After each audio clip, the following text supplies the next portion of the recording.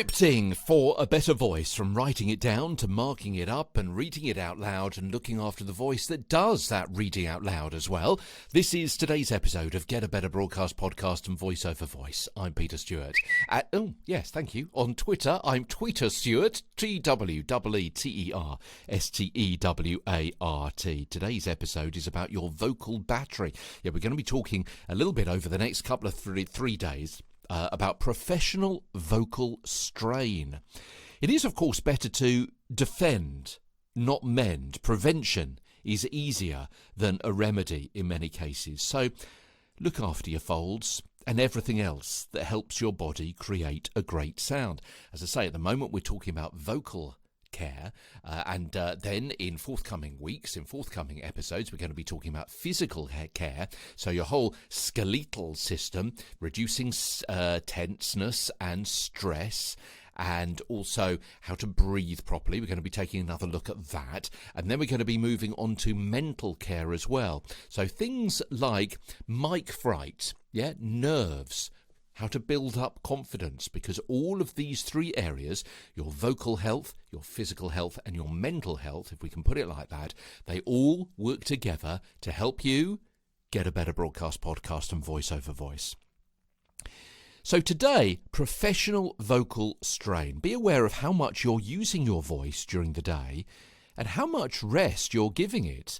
It's probably too late by the time that your voice starts to hurt. So keep an eye on, as I mentioned, the name of today's episode, your kind of vocal battery. Yeah, think of your voice use as a battery. You start the day with it fully charged, totally rested, set up, ready for the day ahead, and after a few warm-up exercises, then you can get on with using your voice professionally. We'll talk about some vocal exercises, got a whole load of those for you over the next several weeks. But of course, during the course of the day, with the amount of use and the kind of use as well, the battery, your vocal battery, starts to drain.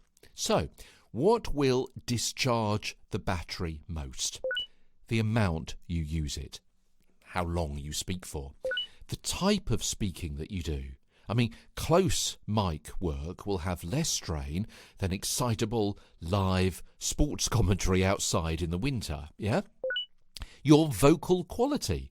Using a voice close to your usual one, for example, will be less strain than maybe putting on a character voice for a book narration or video game character. Lots of whispering can increase laryngeal stress as well.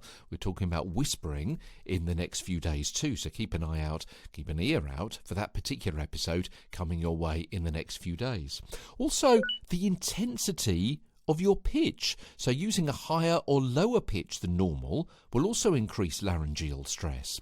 How loud you are. Yeah, we tend to speak louder when background noise is loud itself, and this increases stress on the vocal fold. So, reduce your time speaking at a loud party or a gig or a sports event if you can. And also, how fast you speak. The folds move faster when you speak faster. They're under much more pressure. They're doing much more work as well. So for a voice professional, try to plan your day of voice use if you can. Ease it in with slower scripts in your normal range at the start of the day and more demanding work towards the end.